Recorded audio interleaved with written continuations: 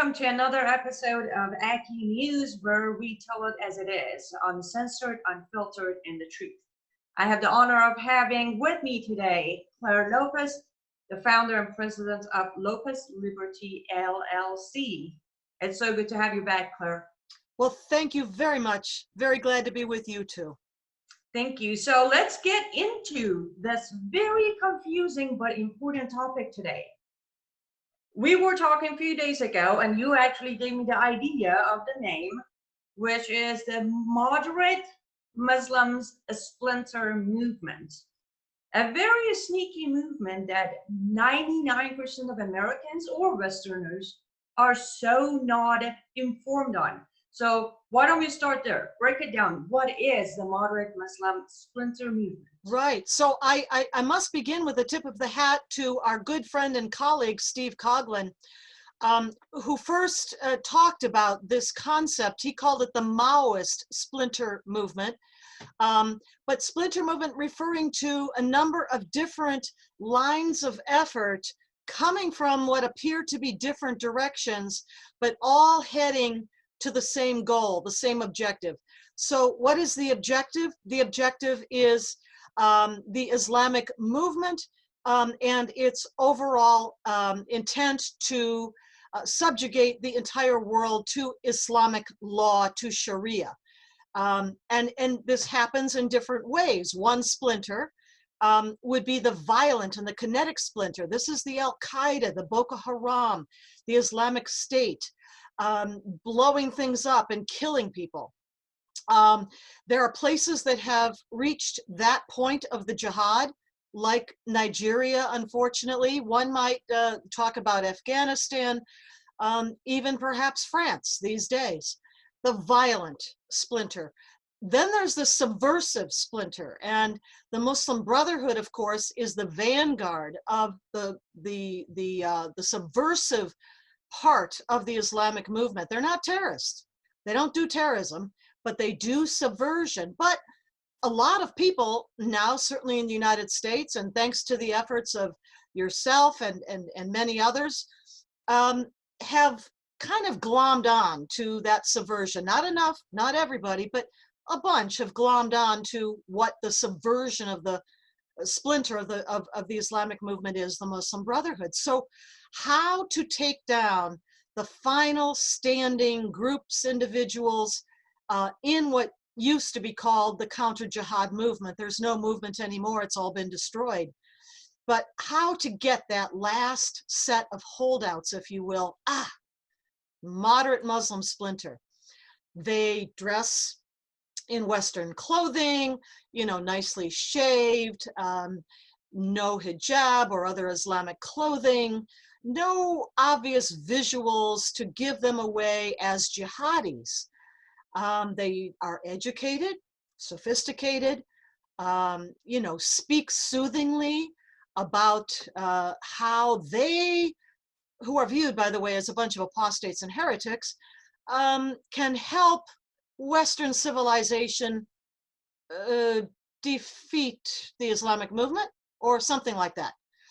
The whole scenario of, I'm an American Muslim and all I want is for fellow Muslims to learn how to value American cultures as they practice Islam. Quote unquote, Shireen Qudusi. Well, that is one name, exactly. Others that will be very familiar to people who watch the public space, social media, and even the mainstream media channels on TV. You've got Zuhdi Jasser, of course, whose first name, of course, is Mohammed, actually. You've got people like Rahil Raza. You have Kanta Ahmed, frequent guests on some of the talk shows. And you know, they will try to come across as you know, the saving hope for Western civilization, but nobody ever asks them exactly, well, why are you still Muslim if you're trying to save or help us save Western civilization? And they use very sophisticated methods. They're well-educated, professional people. This slips right by a lot of people. But Yes, go ahead. one thing that I have noticed, I'm sure you have noticed, but then I see how average Americans don't notice. Some of the names we just brought up, by the way, let's add Sabah Ahmed to the list, the hijab-wearing Muslim who started the Muslims for Trump campaign. Mm. When interviewed, she had no clue on a single policy of President Trump back in 2016, which should have given away to everybody that she's not really running a campaign for Trump, pro-Trump, she's just doing the mask thing. But some of the names we just throw out, if we look, they all have this very standard cliche position. They're either within media and journalism, they're lawyers, or they're part of lawmaking, army, military. Am I correct? Many are professional people, absolutely, and have advanced degrees in various professions, yes. And this makes them apparently more credible to those who really don't know Islam, Jihad, or Sharia, and are easy marks for a campaign for the soothing language of taqiyya, denial and deceit, and you know, the way that they will avoid the hard questions that we could get to if we thought about why are you doing this? What is your purpose? Where is this coming from? But they're using very sophisticated deceitful tactics to fool people who in some ways perhaps want to be fooled because they're so frightened of the enormity of what is coming against us with the entire Islamic movement.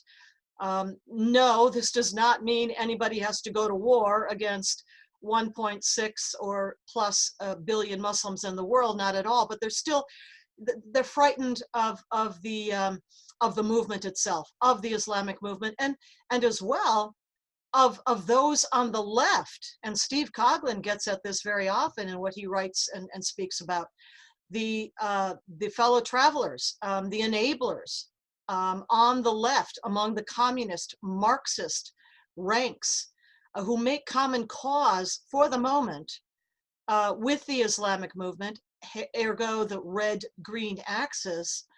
And it is an overwhelming confrontation, but it must be confronted if we want to preserve our Constitution and our constitutional republic. Of course, and just for our audience to know, me and Claire, we're going to do many segments breaking all of this down for you, so hopefully you can get a clear image. But the main purpose of today's episode is to show you the what I call the footprint of some of these names and the result that came out of. Claire, let's just start with Jasser, Mohammed Jasser, as you said, Zuri Jasser. The reason is he is by far the main character that should have been exposed for the real agenda behind his reforming Islam phase for two reasons. His footprint is all over some of the Counter-Jihad Movement biggest names and organizations that actually started falling apart right after Jasser became part of it. Secondly, he publicly, as you said, now I have heard the podcast a couple of years ago, he publicly named some of the names that are involved with Counter-Jihad Movement, including yourself and Robert Spencer, more dangerous than the Islamic terrorists. You put those two formula together, I don't know why people aren't seeing who Jasser is. So let's just start there. Well, I think we have to start with the wishful thinking, the wishful hopes of too many who are gullible on the side of the good guys, who want there to be a solution, who want there to be, you know, a silver bullet, who want it to be true, you know, that a Muslim movement from inside of Islam can somehow cause a great schism within the Islamic faith to the benefit of Western civilization, without ever really considering where is it that these proponents come from, how much support do they have inside of the Islamic movement on the part of the Islamic authorities, the Al-Azhar universities, the grand universities of the world, Islamic universities, the grand muftis, the senior ulema of the Islamic world, even mosques or imams in our own country. None, zero. So there's wishful thinking going on that makes them a ready audience for the deceit and denial, the taqiyya tactics of dissimulation, not quite lying perhaps, but leading people astray. And so the narrative goes, well, you know, we're Muslims, but we don't really believe in the doctrine, the law, the history, the scripture of Islam. That right there, as a public declaration, is a declaration of apostasy. But if you don't know that, you don't know to follow up. So don't believe in anything that makes Islam Islam. And so we're going to help you. We're going to help you, you know, you kuffar who are all going to hell anyway because you're kuffar and you're not Muslims. We're going to help you save Western civilization and our constitutional republic. Well, you got to follow up and say, well, without, you know, the doctrine, the law, that is Sharia, the scriptures, meaning the Sunnah, Hadith, and Sirah, without these things, what is left of Islam that you belong to or are part of? And these questions are not asked. These questions are not followed up on. Absolutely.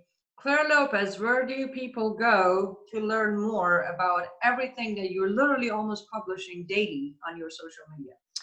Well, I don't have a website yet. So social media, yes. Twitter at Clare M. Lopez. Facebook, the same, my name, Clare Lopez. I publish at my Newsmax blog on a regular basis. I publish at the Citizens Commission on National Security. Tom Trento's group, the United West, carries my writing and my videos also. And those are the best places to look. Clare, thank you so much for coming on. As always, I'm sure you're going to come back to give us some more updates, right? I will be glad to come back anytime, and thank you very much, Annie. Absolutely. And thank you so much for watching. Remember, ask questions and demand answers. That is your right. And if they're not giving you an answer, then right there and then, you know there's a hidden agenda behind what they're doing. Stay safe, stay vigilant, and remember to subscribe to our YouTube channel. Goodbye.